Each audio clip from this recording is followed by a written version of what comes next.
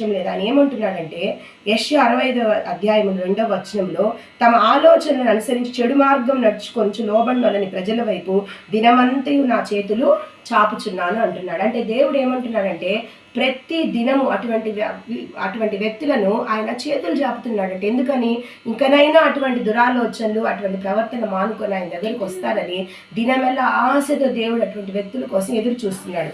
కానీ వాళ్ళు ఆ విధంగానే జీవితాన్ని కొనసాగిస్తూ ఉంటూ ఏ మార్పు లేనప్పుడు ఆయన ఏమంటున్నాడంటే అదే యెషయా 65:6 ప్రతీకారం చేయక నేను మౌనముగా ఉండను, నిశ్చయముగా వారు అనుభవించినట్లు నేను వారికి ప్రతీకారం చేసేదను. కాబట్టి ఆయన దినమెల్లా చేతులు చాపి వాళ్ళు ఎప్పుడు మారు మనసు పొంది ఇటువంటి దురాలోచన చేయకుండా ఇతరులకు హాని చేయకుండా ఉంటారని ఎదురు చూస్తున్నాడు. కానీ ఇలాగే వాళ్ళు దాన్ని కొనసాగిస్తూ ఉన్నప్పుడు ఆయన ఏమంటున్నాడంటే నిశ్చయముగా వారికి ప్రతీకారం చేస్తాను, అంటే దేవుడు సహించనని చెప్తున్నాడు అనమాట. ఇంకా మనం చూసుకున్నప్పుడు